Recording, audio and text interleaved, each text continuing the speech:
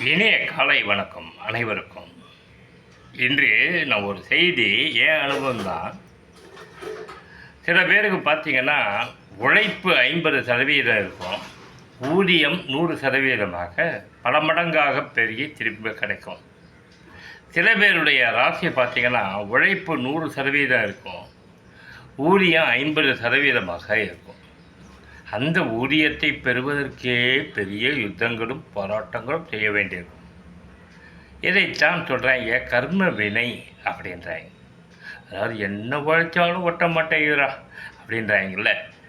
என்னென்னவோ குட்டிக்காரன் அடிக்கிறாங்க, அவங்க உழைப்புக்கு இதுவே கிடையாது, அப்படி கடுமையாக உழைக்கிறாங்க, முயற்சி செய்கிறாங்க, யுத்தம் பண்ணுறாங்கன்ட்டு.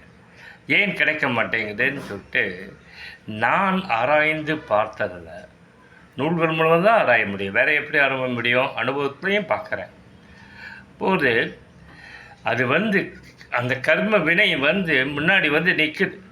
நீ இப்படி தான் போராடணும், இப்படி தான் கெஞ்சி கெஞ்சி வாழ்ந்து செத்து போகணுன்ட்டு வலிமையான அந்த கர்ம வினையோட ஊழ்வினையோட தாக்கத்தை என் அனுபவத்தில் நான் காண்கிறேன்.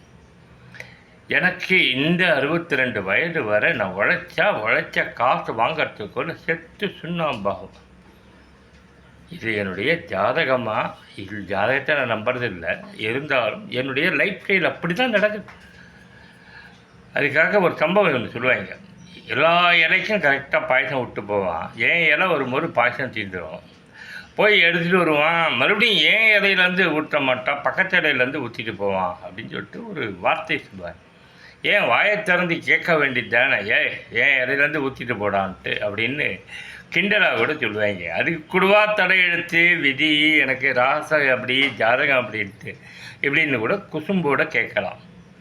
அப்படித்தாங்க என் இடையில ஏன்டா பாயசம் விடாமல் போகிறேன்னு சொல்லிட்டு ஒவ்வொரு தடவையும் சண்டை போட்டு கத்தி உழைச்சிட்டு தான்டா கேட்குறேன், ஏன்டா இப்படி இருக்கீங்க, நீங்கள்லாம் மனிதர்களா மிருகங்களான்லாம். மனிதர்களை வெறுக்கும்படியான சம்பவங்களை அவர்கள் உருவாக்குகிறார்கள், நான் உருவாக்குவதே இல்லை ஒரு பொழுதும். இன்று அந்த சம்பவம் என் வாழ்வில் ஒரு அலுவலகத்தில் நடக்கவே போகிறது. இன்று இரவுக்குள் சத்தியமாக அந்த நட்பு இல்லாமல் போனாலும் சரி. ஏனென்றால் உழைப்பைக்கான ஊதியத்தில் ஏமாற்றுபவர்களையும் பேசுபவர்களையும் எனக்கு பிடிக்கவே பிடிக்காது. இஸ்லாமின் சிறந்த பழமொழி, எனக்கு மிகவும் பிடித்த பழமொழி, ஒரு மனிதனின் வியர்வை உணர்வதற்கு முன் அவன் ஊதியத்தை கொடுத்துவிடு என்ற ஒரு பொன்மொழிதான். தயவு செய்து மனிதர்களின் உழைப்பை சுரண்டாதீர்கள், திருடாதீர்கள்.